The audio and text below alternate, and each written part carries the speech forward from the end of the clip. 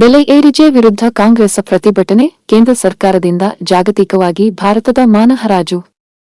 ಮೋದಿ ನೇತೃತ್ವದ ಕೇಂದ್ರ ಸರ್ಕಾರದ ಧೋರಣೆಯಿಂದಾಗಿ ಜಾಗತಿಕವಾಗಿ ಭಾರತದ ಮಾನ ಹರಾಜಾಗುವಂತಾಗಿದೆ. ಬೆಲೆ ಏರಿಕೆಯಿಂದ ಜನರ ಬದುಕು ಕಷ್ಟವಾಗಿದೆ ಎಂದು ಮಾಜಿ ಸಚಿವರಾದ BR.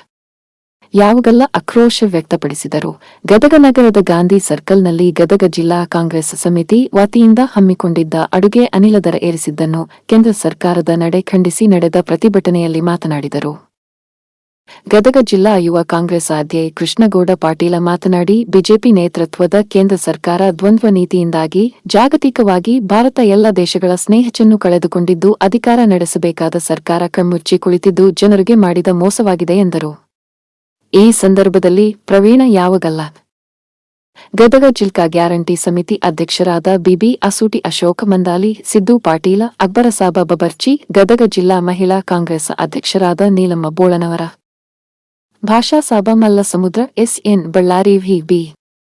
ಸೋಮನಕಟ್ಟಿಮಠ, Basavaraj Kademani, Umar Farooq Hubballi, Amaresh Magadi, BR. Benakanavari, Umesh Hugar, Ramesh Honninaikar, TD. Muranal, Sharanappa Betageri, M.N..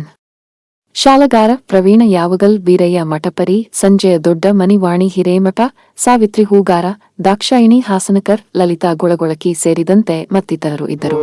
ವ್ಯಾಪಾರಸ್ಥರಿಗೆ ಲಭ್ಯವಾಗ್ತಾ ಇಲ್ಲ.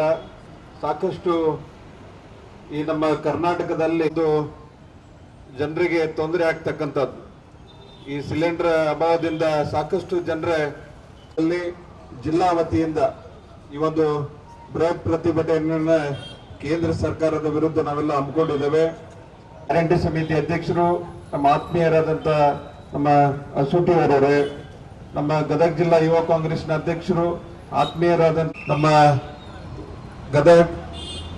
ಗದಗ ನಮ್ಮ ಸಿದ್ದು ಪಾಟೀಲ್ ಅವರವರೇ, ನಮ್ಮ ಗದಗ ಗ್ಯಾರಂಟಿ ಸಮಿತಿಯ ಎಲ್ಲ ಇಲ್ಲಿ ಸೇರಿದಂತೆ ಎಲ್ಲ ನಮ್ಮ ಬ್ಲಾಕ್ ಕಾಂಗ್ರೆಸ್ನ ಅಧ್ಯಕ್ಷರೇ ಮತ್ತು ನಮ್ಮ ನಾವೆಲ್ಲ ಗದಗ ಜಿಲ್ಲೆಯಲ್ಲಿ ಇವತ್ತು ಹೋರಾಟವನ್ನು ನಾವು ಪ್ರತಿಭಟನೆಯನ್ನ ನಾವೆಲ್ಲ ಮಾಡ್ತಾ ಇದ್ದೇವೆ. ಇವತ್ತು ನೀವೇನಾದ್ರೂ ಸುಧಾರಿಸಿಕೊಳ್ಳಿಲ್ಲ ಅಂತಂದ್ರೆ ಇವತ್ತು ಪ್ರತಿ ಬೀದಿ ಮುಟ್ಟದ ಒಂದು ಬಿಸ್ಕೆಟ್ ಬೆಲೆ ಬಹಳಷ್ಟು ದಿಢೀರನೆ ಬೆಲೆ ಏರಿಸಿ ಇವತ್ತು ಎಲ್ಲ ಸಾಮಾನ್ಯ ಜನರಿಗೆ, ಗ್ರಾಹಕರಿಗೆ ಸಾಕಷ್ಟು ತೊಂದರೆಯನ್ನ ಮಾಡ್ತಾ ಇದ್ದಾರೆ. ಬಹಳ ಮುಖ್ಯವಾಗಿ ಇದಕ್ಕೆ ಏನು ಬದ್ಧತೆ ಇಲ್ಲದಂಗೆ ಇವತ್ತು ಕೇಂದ್ರ ಸರ್ಕಾರ, ಪ್ರಧಾನಮಂತ್ರಿ ನರೇಂದ್ರ ಮೋದಿ ಅವ್ರ ಏನು ಆಡಳಿತ ಯಾವ ರೀತಿ ಆಗಿತ್ತಂದ್ರೆ ಯಾವುದು ವಿಚಾರ ಮಾಡುವುದಿಲ್ಲ. ಇವತ್ತು ಸಾಮಾನ್ಯ ಜನರಿಗೆ ಯಾವ ರೀತಿಯಾಗಿ ತೊಂದರೆ ಆಗ್ತಕ್ಕಂತ ಇವತ್ತು ಸಾಕಷ್ಟು ಇವತ್ತು ಹೋಟೆಲ್ಗಳಿದಾವೆ. ಇವತ್ತು ಎಷ್ಟೊಂದು ಪರದಾಡಕತ್ತಾರ ಅಂತಂದ್ರೆ ಇವರ ಹೋಟೆಲ್ಗಳಿಗೆ ಇವತ್ತು ಕಮರ್ಷಿಯಲ್ ಸಿಲಿಂಡರ್ ಸಿಗ್ತಾ ಇಲ್ಲ. ಇವತ್ತು ಜನ ಇವತ್ತು ಏನೇನು ಇದಕ್ಕೆ ಹೋದಾಗೆ ಟೂರ್ಗೆ ಹೋದಲ್ಲಿ ಎಲ್ಲ ಇವತ್ತು ಪ್ರತಿಯೊಬ್ಬರು ಕೂಡ ಹೋಟೆಲ್ಗೆ ಹೋಗ್ಬೇಕಾದ್ರೂ ಕೂಡ ಅಲ್ಲಿ ಯಾವುದೇ ರೀತಿಯಾಗಿ ಇವತ್ತು ಅವರಿಗೆ ಅಡುಗೆ ಮಾಡಕ್ಕೆ ಸಿಲಿಂಡರ್ ಇಲ್ಲ ಅಂತಂದು ಇವತ್ತು ಇಡೀ ಇವತ್ತು ರಾಜ್ಯದಲ್ಲಿ ಸಾಕಷ್ಟು ಇದೇ ಗೊಬ್ಬೆ ಎದ್ದಿದೆ. ಅಂದ್ರೆ ಇವತ್ತು ಜನ ಇವತ್ತು ಸಾಕಷ್ಟು ಇವತ್ತು ರೊಚ್ಚಿಗೆದ್ದು ಇವತ್ತು ಸರ್ಕಾರವನ್ನ ಬೈತಕ್ಕಂಥದ್ದು. ಅಂದ್ರೆ ಇವತ್ತು ಯಾವ ರೀತಿಯಾಗಿ ಇವತ್ತು ಕೇಂದ್ರ ಸರ್ಕಾರದ ಆಡಳಿತ ವೈಫಲ್ಯ ಇತ್ತಂತಂದ್ರೆ ಇವತ್ತು ಬಹಳ ನೀಚ ರಾಜಕಾರಣ ಇವರೆಲ್ಲ ಮಾಡ್ತಾ ಇದ್ದಾರೆ ಇವತ್ತು. ಯಾಕಂತಂದ್ರೆ ಇವತ್ತು ನಮ್ಮ ಕರ್ನಾಟಕ ರಾಜ್ಯದಲ್ಲಿ ಇವತ್ತು ಕಾಂಗ್ರೆಸ್ ಆಡಳಿತ ಇದೆ. ಇವತ್ತು ಕಾಂಗ್ರೆಸ್ ಆಡಳಿತ ಇವತ್ತು ಸಾಕಷ್ಟು ಯೋಜನೆಗಳನ್ನ ಜನಸಾಮಾನ್ಯರಿಗೆ ಮುಟ್ಟಿಸುವಲ್ಲಿ ಇವತ್ತು ಯಶಸ್ವಿಯಾಗಿ ಇವತ್ತು ಎಲ್ಲರನ್ನ ರಕ್ಷಣೆ ಮಾಡಿಕೊಂಡು ಹೋಗ್ತಕ್ಕಂಥದ್ದು ಒಳ್ಳೆ ಆಡಳಿತವನ್ನ ಈ ಕರ್ನಾಟಕ ರಾಜ್ಯದಲ್ಲಿ ನಮಗೆ ಕೊಡ್ತಾ ಇದೆ. ಇವತ್ತು ಮಾನ್ಯ ಮುಖ್ಯಮಂತ್ರಿಗಳಂತ ಸಿದ್ದರಾಮಯ್ಯ ಸಾಹೇಬರು, ನಮ್ಮ ಉಪ ಮುಖ್ಯಮಂತ್ರಿಗಳಂತ ಡಿ.ಕೆ. ಶಿವಕುಮಾರ್ ಸಾಹೇಬ್ರ ಅವರ ನೇತೃತ್ವದಲ್ಲಿ ಒಳ್ಳೆ ಆಡಳಿತವನ್ನ ಇವತ್ತು ನಮ್ಮ ಕರ್ನಾಟಕ ರಾಜ್ಯದಲ್ಲಿ ಇವತ್ತು ಕೊಡ್ತಾ ಇದೆ. ಅದನ್ನ ಸಹಿಸಲಾರ್ದೇನೆ ಇವತ್ತು ಬೇರೆ ರಾಜ್ಯಗಳಲ್ಲಿ ಇಲ್ಲ ಇಂಥ ಒಂದು ಅಭಾವ. ಅದು ಕೇವಲ ಇವತ್ತು ಕರ್ನಾಟಕ ರಾಜ್ಯದಲ್ಲಿ ಮಾತ್ರ ಇವತ್ತು ನಾವೆಲ್ಲ ಇಂಥ ಒಂದು ಸಿಲಿಂಡರ್ ಅಭಾವದಿಂದ ಇವತ್ತು ಜನ ಬಹಳ ಕಂಗಾಲಾಗ್ಯಾರ. ಸಾಕಷ್ಟು ಜನ ಇವತ್ತು ಕಂಗಾಲಾಗಿ ಬೀದಿಗಿಳಿದು ಸಿಲಿಂಡರ್ ಸಿಗ್ತೈತಿಲ್ಲ, ಇವತ್ತು ನಮಗೆ ಮುಂದೆ ಊಟದ ಗತಿಯನ್ನು, ಆಹಾರದ ಗತಿಯನ್ನು ಅಂತಕ್ಕಂಥದ್ದು ಹೋಟೆಲ್ಗಳು ಈಗಾಗಲೇ ಸಾಕಷ್ಟು ಇವತ್ತೆಲ್ಲ ಬಾಗಿಲಾಕಿದಾವ್. ಇವತ್ತು ಬಾಗಿಲಾಕಿ ಇವತ್ತು ಜನಸಾಮಾನ್ಯರ ಹೋಗ್ತಕ್ಕಂಥದ್ದು ಯಾರು ಇವತ್ತು ಏನೇ ಕೆಲಸ ಕಾರ್ಯಗಳು ಬಂದ್ರು ಕೂಡ ಅವ್ರಿಗೆ ಆಹಾರದ ಕೊರತೆ ಆಗ್ತಕ್ಕಂಥದ್ದು ಇವತ್ತು ನಾವೆಲ್ಲ ನೋಡ್ತಾ ಇದ್ದೇವೆ. ಇವತ್ತು ಯಾಕಂತಂದ್ರೆ ಇದಕ್ಕೆಲ್ಲ ಏನೇ ಒಂದು ಸಂಚು ಇವತ್ತು ಕೇಂದ್ರ ಸರ್ಕಾರದ ಅನ್ಸತ್ತು. ಯಾಕಂತಂದ್ರೆ ಇವತ್ತು ಪ್ರಧಾನಮಂತ್ರಿ ನರೇಂದ್ರ ಮೋದಿ ಅವರು ಇದಕ್ಕೆಲ್ಲ ಒಂದು ದೂರದೃಷ್ಟಿ ಇರಬೇಕು. ಇವತ್ತು ಯಾವುದೇ ಒಂದು ಇಂಥ ಒಂದು ವಿಶ್ವದಲ್ಲಿ ಯಾವುದೇ ವಾರ ಏನಾದ್ರೂ ಕೂಡ ಇವತ್ತು ನಮಗೆಲ್ಲ ಅದನ್ನ ಕೈಕೊಂಡು ಹೋಗ್ತಕ್ಕಂಥದ್ದು. ಅದರ ಮುಂಚಿನಲ್ಲಿ ಅದಕ್ಕೆಲ್ಲ ವ್ಯವಸ್ಥಿತವಾಗಿ ಮಾಡಿಕೊಂಡು ದೇಶವನ್ನ ರಕ್ಷಣೆ ಮಾಡತಕ್ಕಂಥದ್ದು, ದೇಶವನ್ನ ಕಾಯ್ದು ಮಾಡ್ಕೊಂಡು ಹೋಗ್ತಕ್ಕಂಥ ಅಭಾವ ಸೃಷ್ಟಿ ಆಗ್ಲಾರ್ದಂಗೆ ನೋಡ್ಕೊಂಡು ಹೋಗ್ತಕ್ಕಂಥದ್ದು ಜವಾಬ್ದಾರಿ ಇವತ್ತು ಪ್ರಧಾನಮಂತ್ರಿ ನರೇಂದ್ರ ಮೋದಿ ಅವ್ರಿಗೆ ಇರ್ತದೆ. ಅದನ್ನ ಬಿಟ್ಟು ಇವತ್ತು ಕೆಲವೇ ದಿನಗಳಲ್ಲಿ ಇವತ್ತು 10 ದಿವಸದಲ್ಲಿ ಇವತ್ತು ನಾವು ಸಾಕಷ್ಟು ತೊಂದರೆಯನ್ನ ಅನುಭವಿಸ್ತಕ್ಕಂಥದ್ದು ಈ ದೇಶದಲ್ಲಿ. ಈ ಇನ್ನೂ ಹೋದ್ರೆ ಇವತ್ತು ಡೀಸೆಲ್ ಆಯ್ತು, ಇವತ್ತೆಲ್ಲದೂ ಕೂಡ ಇವತ್ತು ಜನರ ಯಾವ ರೀತಿಯಾಗಿ ವಿಚಾರ ಮಾಡಕತ್ತಾರಂತಂದ್ರೆ ನಮಗೆ ಇನ್ನೇ ಡೀಸೆಲ್ ಸಿಗ್ತೈತಿಲ್ಲೋ ನಮ್ಮ ಇದಕ್ಕೆ ಅಂತ ಪ್ರತಿಯೊಂದು ವಿಚಾರದಲ್ಲಿ ಇವತ್ತ ಕೇಂದ್ರ ಸರ್ಕಾರವನ್ನ ಬೈತಕ್ಕಂಥದ್ದು. ನೀವು ನಮ್ಮ ಹೆಣ್ಮಕ್ಳು ಕಣ್ಣೀರ್ ವರ್ಷವ್ರಲ್ಲ, ನೀವು ಮತ್ತೆ ಕಣ್ಣೀರ್ ತರ್ಸಾಕತ್ತೀವಿ. ನೀವು ಸಿಲಿಂಡರ್ ದರ ಇಳಿಸಿ ನಮ್ಮ ಹೆಣ್ಮಕ್ಳು ಕಣ್ಣೀರ್ ವರ್ಷಿದ್ರಿ ಒಳ್ಳೇದಾಯ್ತು, ಇಲ್ಲ ಅಂದ್ರೆ ಹೇಳ್ತೀನಿ.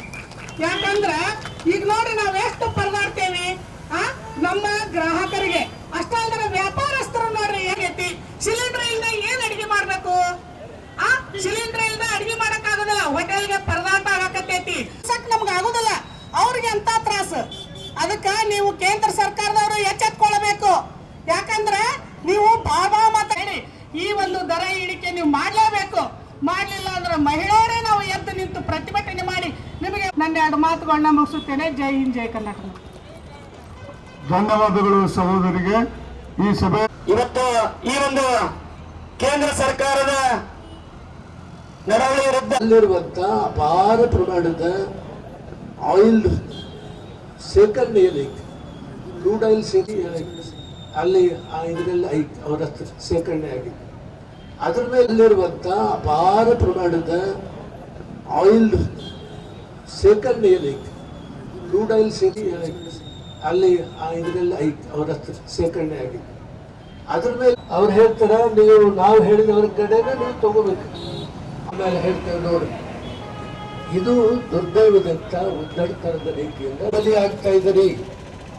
ವಿದೇಶ ರೀತಿ ಬಿಟ್ಬಿಟ್ರಿ, ಸದಾ ಕಾಲ ಅವ್ರನ್ನ ತಗೋಬಾರ್ದು ಅಂತ ಅವ್ರ ಕಟ್ಟಪ್ಪಣೆ ಮಾಡಿದ್ರು ಇವರು. ಅದಕ್ಕೆ ಬಹಳ ಖುಷಿ ಆಗ್ಬಿಟ್ರೆ ರಾಜತಾಂತ್ರಿಕವಾಗಿ ಮೊಯ್ಲಿಯವರ ಕಾರಣದಿಂದ ಆಗ್ಬಿಡ್ತಿದೆ. ಈಗ ನಿನ್ನೆ ಮನೆ ನೋಡಿದ್ವಿ, ಒಳ್ಳೆ ನಾಟಕಕಾರ ಭಾರತೀಯ ಆ ಟ್ರಂಪ್ ಸೇರಿ ಬೆಲೆ ಏರಿಕೆಯ ವಿರುದ್ಧ ಧ್ವನಿ ಎತ್ತುವಂತ ಪ್ರತಿಭಟನೆಯ ಕಾರ್ಯಕ್ರಮದಲ್ಲಿ ನಾವೆಲ್ಲರೂ ಭಾಗವಹಿಸಿದ್ದೇವೆ. ಬಹಳಷ್ಟು ಮಂದಿ ಬೇರೆ ಬೇರೆಯ ವಿವಿಧ ಅರ್ಥಗಳನ್ನ ಈ ಒಂದು ಬೆಲೆ ಏರಿಕೆಯ ಕಾರಣಕ್ಕೆ ಹೊಂದಿಸ್ತಾರ. ವಿಶೇಷವಾಗಿ ಬಿಜೆಪಿ ಪಕ್ಷದವರಿರ್ಬೋದು, ಬಿಜೆಪಿಯ ಪಕ್ಷವನ್ನ ಸಮರ್ಥಿಸಿರ್ತಕ್ಕಂಥ ಎಲ್ಲ ಅವರ ಸಪೋರ್ಟರ್ಸ್ ಇರ್ಬೋದು, ಇಲ್ಲ ನರೇಂದ್ರ ಮೋದಿ ಅವರಿಗೆ ಬೆಂಬಲ ಸೂಚಿಸ್ತಾ ಇರತಕ್ಕಂಥ ಅಂಧಭಕ್ತರು ಇರ್ಬೋದು, ಮಿಡಲ್ ಈಸ್ಟ್ದಾಗ ಆಗಿರ್ತೀರಿ ವಾರ್, ಹಂಗಾಗಿ ಬೆಲೆ ಏರಿಕೆ ಆಗತ್ತೈತಿ ಅಂತಂದ ನೀವೆಲ್ಲರೂ ನೋಡ್ತಿರ್ತೀರಿ, ಸಾಮಾಜಿಕ ಜಾಲತಾಣದಲ್ಲಿ ನೋಡ್ತಿರ್ತೀರಿ. ಹೌದು, ಮಿಡಲ್ ಈಸ್ಟ್ದಾಗ ವಾರ್ ಆಗೈತಿ ಕರೆ, ಆದ್ರ ಬೆಲೆಯನ್ನ ನಿಯಂತ್ರಣ ಮಾಡುವಂತ ಹಕ್ಕು ಸರ್ಕಾರಕ್ಕೆ ಇದ್ದೇ ಇರ್ತೈತಲ್ಲ. ಉದಾಹರಣೆಗೆ ಹಿಂದಕ್ಕೆ ಮನಮೋಹನ್ ಸಿಂಗ್ ರವರು ಪ್ರಧಾನಮಂತ್ರಿ ಇದ್ದಾಗ ಅವಾಗೂ ಸಾಕಷ್ಟು ಕೋಲಾಹಲಗಳಾಗ್ತಿದ್ವು. ಗ್ಲೋಬಲ್ ಜಿಯೋ ಪೊಲಿಟಿಕಲ್ ಸಿಚುವೇಶನ್ಸ್ ಸ್ವಾಭಾವಿಕವಾಗಿ ಹಾಕೊಂತ ಇರ್ತಾವ. ಆದ್ರೆ ಅವಾಗ ನಮ್ಮ ನೀತಿ ಯಾವ ರೀತಿ ಇತ್ತು, ಅಲ್ಲಿ ಆಗೇತ್ತಡಿ ಅನ್ನೋದಕ್ಕೆ ಪಟ ತಗೊಂಡು ಬೆಲೆ ಏರಿಕೆ ಮಂದಿ ಮೇಲೆ ಹಾಕ್ತಿರ್ಲಿಲ್ಲ. ಅದನ್ನ ಗೌರ್ಮೆಂಟ್ ಆದಂತವ್ರು ಅಬ್ಸರ್ವ್ ಮಾಡ್ಕೊಂತಿದ್ರು. ಸಬ್ಸಿಡಿಗಳ ಮುಖಾಂತರ ಜನಸಾಮಾನ್ಯರಿಗೆ ತೊಂದರೆ ಆಗ್ಬಾರ್ದು ಅನ್ನುವಂತ ಮೂಲ ಉದ್ದೇಶವನ್ನ ಇಟ್ಕೊಂಡು ಸರ್ಕಾರದಲ್ಲಿ ನಮ್ಮ ಕಾಂಗ್ರೆಸ್ ಪಕ್ಷದ ಸರ್ಕಾರ ಏನಿತ್ತು ಅವಾಗಿನ ನಮ್ಮ ನೀತಿ ಯಾವ ರೀತಿ ಇತ್ತು ಅಂದ್ರೆ, ಜನರಿಗೆ ಹೊರೆ ಹಾಕಬಾರ್ದು, ಸರ್ಕಾರದಾದಂಥವ್ರು ನಾವು ಅದನ್ನ ಅಬ್ಸರ್ವ್ ಮಾಡಿಕೊಂಡು ಆ ಹೊರೆಯನ್ನ ನಾವು ತಗೊಳ್ಳೋಣ ಅನ್ನುವಂಥ ನಮ್ಮ ನೀತಿ ಅವಾಗಿತ್ತು. ಈಗ ಹೆಂಗಾಗೈತೆ ನೋಡ್ರಿ ರಾಜಕಾರಣ, ಇದು ಹೆಂಗಾಗೈತೆ ಅನ್ನೋದು ನಿಮ್ಮ ವಿವೇಚನೆಗೆ ಬಿಡ್ತಕ್ಕಂಥ ಮಾತು. ಎಲ್ಲೋ ಒಂದ್ ಕಡೆ ಬೆಲೆ ಏರಿಕೆ ಆತಂತ ಪಟ ತಗೊಂಡು ಮಂದಿ ಮೇಲೆ ಹಾಕ್ಬಿಡೋದು. ಯಾರು ಅದನ್ನ ಪ್ರಶ್ನೆ ಮಾಡಂಗಿಲ್ಲ, ಅದ್ರ ಬಗ್ಗೆ ಸಂವಾದ ಮಾಡಂಗಿಲ್ಲ, ನಾವು ಹೋರಾಟ ಮಾಡುವಂತವ್ರು ನಾವೆಲ್ಲರೂ ಅದ್ರ ಬಗ್ಗೆ ಧ್ವನಿ ಎತ್ತಿದ್ದೀವಿ. ಅದಕ್ಕೆ ಯಾವುದೇ ರೀತಿಯ ಕಿವಿ ಮಾತು ಕೊಡಂಗಿಲ್ಲ, ಆಲ್ ಪಾರ್ಟಿ ಮೀಟಿಂಗ್ ಮಾಡಂಗಿಲ್ಲ, ಏನೂ ಇರಂಗಿಲ್ಲ. ಹಂಗಾಕೈತಿ ಹಿಂಗ ಅದನ್ನ ಡೈರೆಕ್ಟ್ ಟ್ರಾನ್ಸ್ಲೇಷನ್.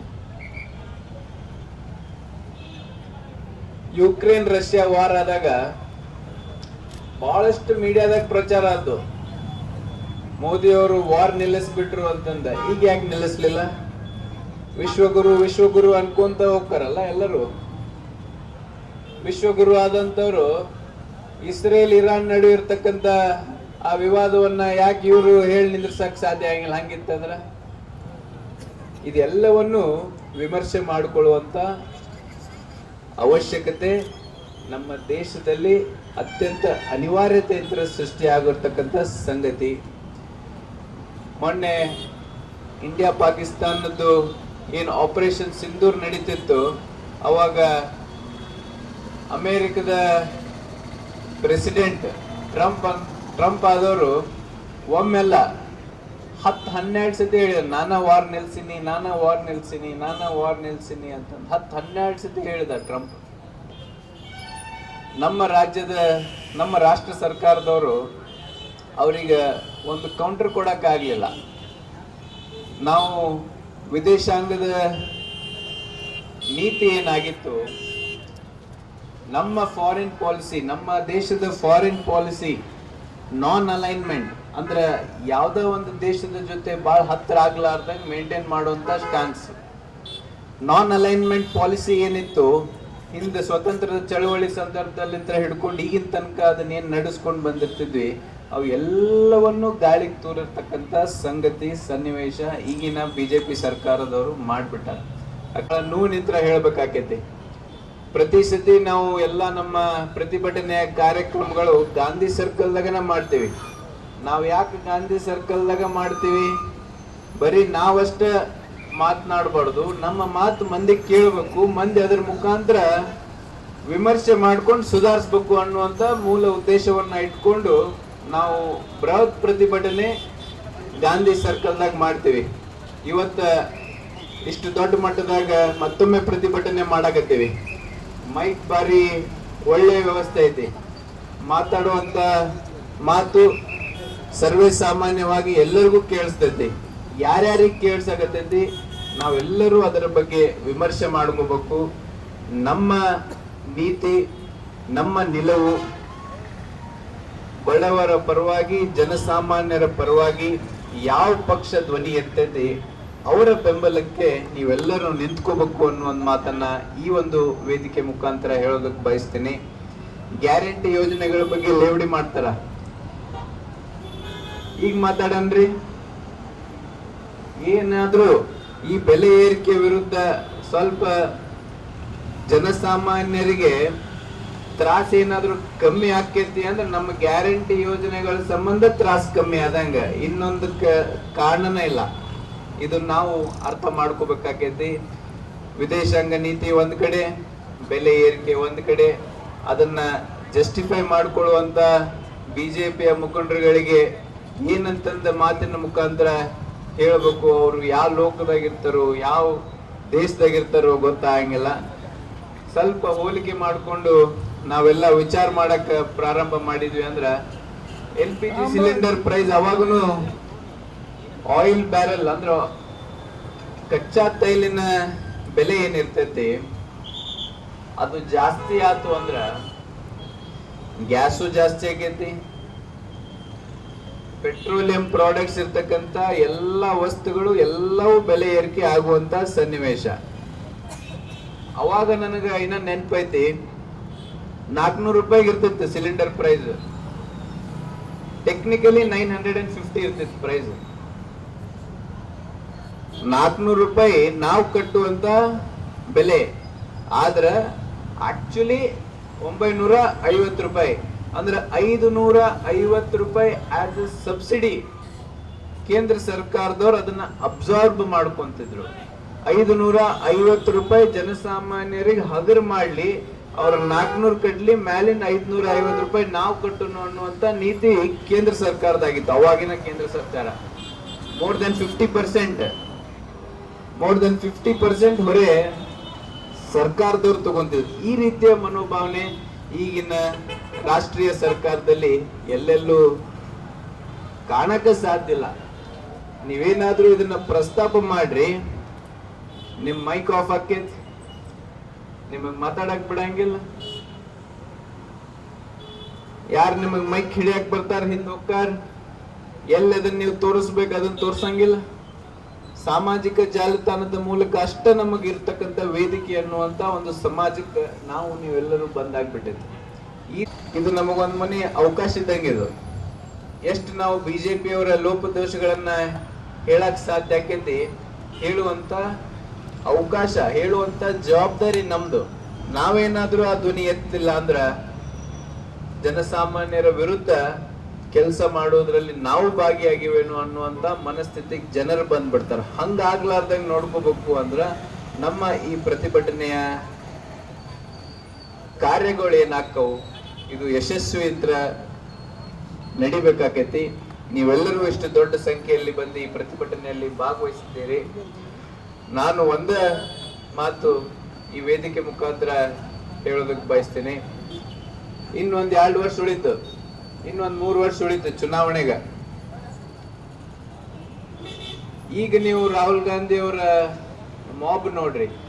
ನಮ್ಮ ಭಾರತ ದೇಶದಲ್ಲಿ ಯಾರಾದ್ರೂ ಒಬ್ಬ ನಾಯಕ ಜನರ ಪರವಾಗಿರ್ತಕ್ಕಂಥ ಸಮಸ್ಯೆಗಳ ಬಗ್ಗೆ ಧ್ವನಿ ಎತ್ತಾಕತ್ತಾರ ಅಂದ್ರ ಅದು ಈಗಿನ ನಮ್ಮ ವಿರೋಧ ಪಕ್ಷದ ನಾಯಕರಾಗಿರ್ತಕ್ಕಂಥ ರಾಹುಲ್ ಗಾಂಧಿ ಅವರು. ಎದ್ರ ಮೇಲೆ ಧ್ವನಿ ಎತ್ತಾರ ಅವರು? ಎಂಪ್ಲಾಯ್ಮೆಂಟ್ ಮೇಲೆ ಧ್ವನಿ ಎತ್ತುತ್ತಾರ, ಬೆಲೆ ಏರಿಕೆ ಮೇಲೆ ಧ್ವನಿ ಎತ್ತುತ್ತಾರ, ರೈತರ ಪರವಾಗಿ ಧ್ವನಿ ಎತ್ತುತ್ತಾರ. ಯಾವ್ದಾದ್ರು ಇಂಡಸ್ಟ್ರೀಸ್ ವಿರುದ್ಧ ಧ್ವನಿ ಎತ್ತುತ್ತಾರ? ಸಾಧ್ಯನೇ ಇಲ್ಲ. ಯಾರಾದ್ರೂ ಈ ಎಪ್ಸ್ಟೀನ್ ಫೈಲ್ಸ್ ಅಂತಂದ್ ಆತಲ್ಲ, ಎಪ್ಸ್ಟೀನ್ ಫೈಲ್ಸ್ ಅಂತಂದ್ ಏನ್ ಅಮೆರಿಕದಾಗ ಆತಲ್ಲ, ಎಪ್ಸ್ಟೀನ್ ಫೈಲ್ಸ್ ದಾಗ ಬಿಜೆಪಿಯರ ಪ್ರಮುಖರ ಹೆಸರು ಅಂದ್ರ ನಮಗ ಹೇಳ್ಬೇಕಾದ್ರೂ ನಮ್ಮನೆ ಅಸಹ್ಯ ಆಗ್ಬೇಕು. ಆಕ್ಚುಲಿ ನಮ್ಮ ದೇಶದ ಪ್ರಧಾನ ಮಂತ್ರಿಗಳ ಹೆಸರು ಎಪ್ಸ್ಟೀನ್ ಫೈಲ್ಸ್ ದಾಗ ಬರ್ತೈತಿ. ಎಪ್ಸ್ಟೀನ್ ಫೈಲ್ಸ್ ಬಗ್ಗೆ ಏನಾದ್ರು ಚರ್ಚೆ ಮಾಡಕ್ ಹೋದ್ವಿ ಅಂದ್ರ ಲೋಕಸಭಾ ಸ್ಪೀಕರ್ ಆಗಿರ್ತಕ್ಕಂಥವ್ರು ಮೈಕ್ ಬಂದ್ ಮಾಡಿಬಿಡ್ತಾರೆ. ರೋಡಿನಲ್ಲಿ ಗಾಂಧಿ ಸರ್ಕಲ್ನಲ್ಲಿ ಪ್ರತಿಹೀನ ಒಲೆ ಹಚ್ಚಿಸಿ ಚಪಾತಿಯನ್ನ ಮಾಡುವ ಒಂದು ರೀತಿಯಲ್ಲಿ ಕೇಂದ್ರ ಸರ್ಕಾರ ವಿರುದ್ಧ ಪ್ರತಿಭಟನೆ ಮಾಡುತ್ತಿರುವ ಕೋಲಾರ ಜಿಲ್ಲಾ ವತಿಯಿಂದ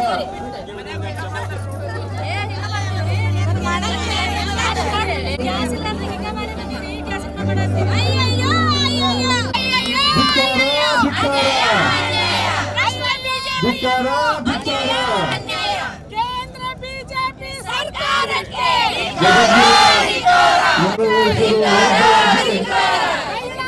ರೋಡಿನಲ್ಲಿ ಮಹಿಳಾ ಕಾಂಗ್ರೆಸ್ ಕಾರ್ಯಕರ್ತರು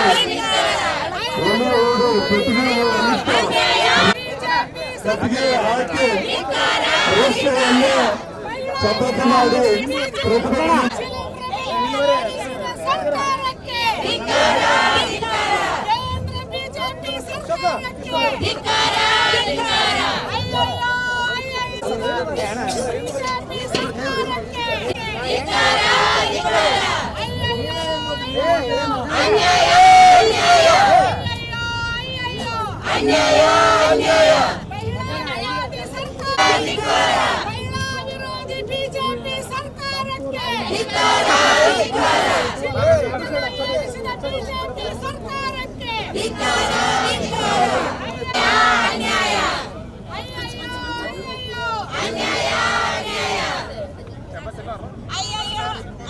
ಭ್ರಷ್ಟ ಬಿಜೆಪಿ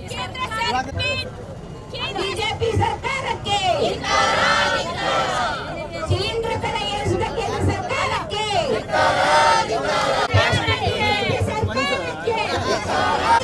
ಏರಿಸಿದ ಕೇಂದ್ರ ಸರ್ಕಾರಕ್ಕೆ ಅನಿಲ ಬೆಲೆ ಏರಿಸಿದ ಕೇಂದ್ರ ಸರ್ಕಾರಕ್ಕೆ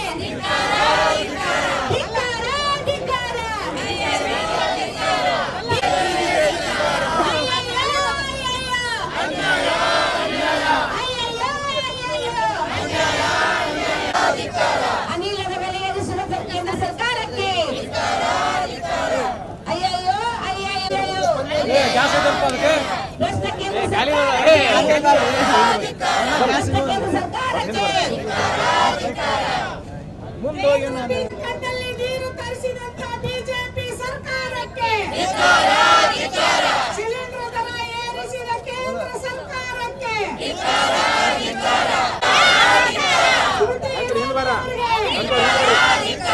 ಬಿಜೆಪಿ ಸರ್ಕಾರಕ್ಕೆ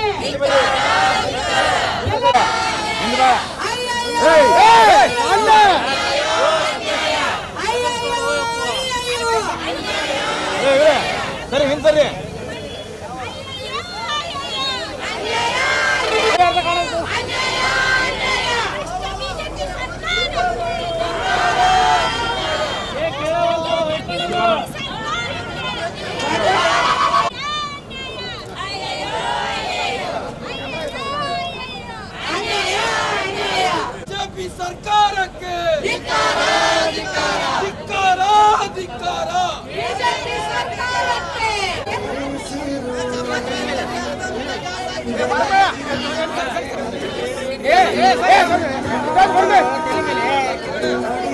ಮೊಸರು ಚಟ್ನಿ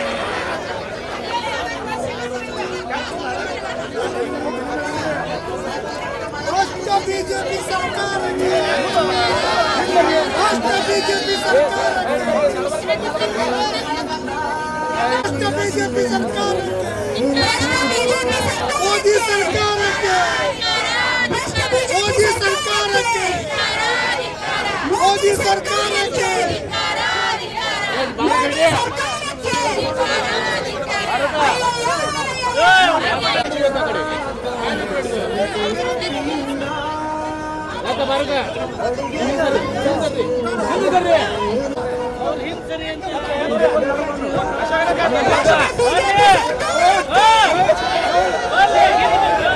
ಬಿಜೆಪಿ ಸರ್ಕಾರಕ್ಕೆ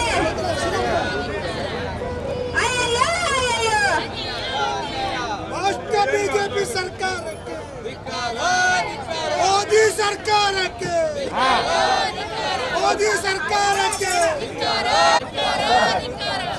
ದೇಶದ ಮೋದಿ ಸರ್ಕಾರಕ್ಕೆ.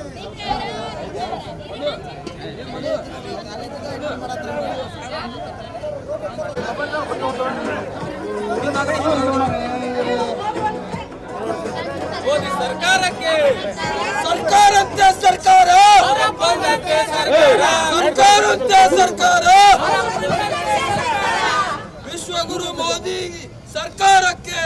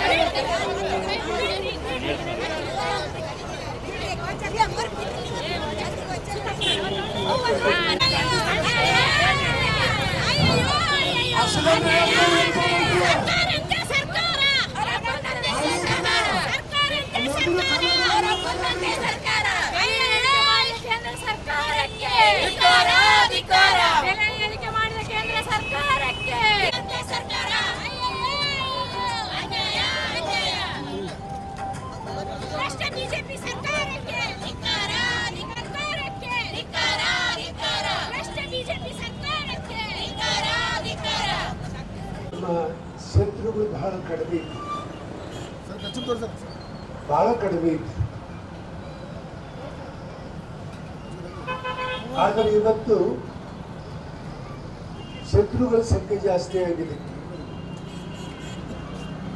ಏನೋ ತಟಸ್ಥ ನೀತಿಯನ್ನ ಅನುಸರಿಸ್ಕೊಂಡು ಬಂದಿದ್ರು, ಸಮಾನವಾಗಿ ಎಲ್ಲರನ್ನ ಕಾಣುವಂತ ಒಂದು ನೀತಿಯನ್ನು ಅನುಸರಿಸ್ಕೊಂಡು ಬಂದಿದ್ರು. ಇದನ್ನ ಇವರು ಆಡಳಿತದಲ್ಲಿ ವಿಶೇಷವಾಗಿ ಭಾರತೀಯ ಜನತಾ ಪಕ್ಷದ ಆಡಳಿತ, ಅದು ವಿಶೇಷವಾಗಿ ಮೋದಿಯವರ ಆಡಳಿತದಲ್ಲಿ ಸಂಪೂರ್ಣವಾಗಿ ಇದನ್ನು ತ್ಯಾಗ ಮಾಡಿದ್ರು, ಬಿಟ್ಬಿಟ್ರು, ದೂರೀಕರಿಸಿದ್ರು. ಇವತ್ತು ನೋಡಿದ್ರಿ ಈ ಸಮಸ್ಯೆಗೆ ಏನು ಕಾರಣ? ನಮ್ಮ ದೇಶದಲ್ಲಿ ಗ್ಯಾಸ್ ಇರಲಿಕ್ಕಿಲ್ಲ, ಬರುವ ವಿಮಾನಗಳಲ್ಲಿ ವಾರ್ ಹೀಗೆ ನಡೆದ್ರೆ ಗ್ಯಾಸ್ ಇರೋದಿಲ್ಲ, ಡೀಸೆಲ್ ಇರೋದಿಲ್ಲ, ಪೆಟ್ರೋಲ್ ಇರೋದಿಲ್ಲ. ಅವೆಲ್ಲವುಗಳು ನಮ್ಮ ದೇಶದ ಸುಮಾರು 140 ಕೋಟಿ ಜನಸಂಖ್ಯೆ ದೇಶ, ಬಹಳ ದೊಡ್ಡ ದೇಶ. ಇವರ ಬೇಡಿಕೆಯನ್ನು ಪೂರೈಕೆ ಮಾಡಲಿಕ್ಕೆ ಸಾಧ್ಯ ಇರೋದು ಮಧ್ಯಪ್ರಾಚ್ಯದ ರಾಷ್ಟ್ರಗಳಿಂದ ಮಾತ್ರ. ಆದ್ರೆ ನೀವು ಏನ್ ಪಾಲನೆ ಮಾಡಿದ್ರಿ, ಏನ್ ಸಾಧಿಸಿದ್ರಿ?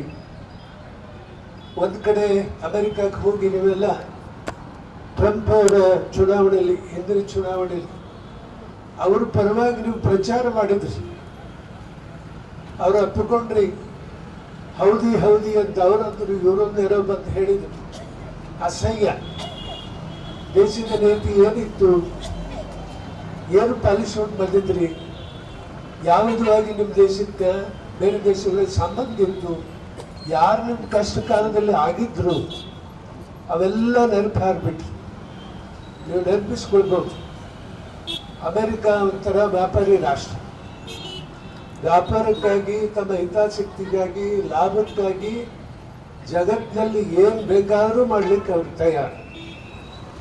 ಭಾರತ ರಕ್ಷಣೆ ಮಾಡ್ತಾರೆ, ಇವ್ರು ಸಹಾಯ ಮಾಡ್ತಾರೆ ಅಂತ ಯಾರು ಭಾವಿಸ್ಕೊಳ್ಬಾರ್ದು.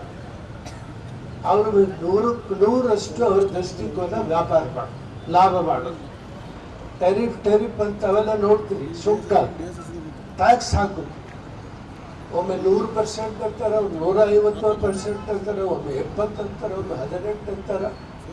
ಮನಸ್ಸೋ ಇಚ್ಛೆ, ಹುಚ್ಚುಚ್ಚ. ಅದೆಲ್ಲ ಕಾರಣ ಅಂತ ಹೇಳಿದ್ರೆ ಎಲ್ಲರೂ ಬಂದು ನಮ್ಮ ಹತ್ರ ಬರಲಿ, ನಾವು ಹೇಳ್ದಂಗೆ ಇವ್ರು ಕೇಳಿ ಅನ್ನೋ ಉದ್ದೇಶ ಅಷ್ಟ. ಲಾಭ ಅವ್ರಿಗೆ ಆಗಿರ್ಬೇಕು.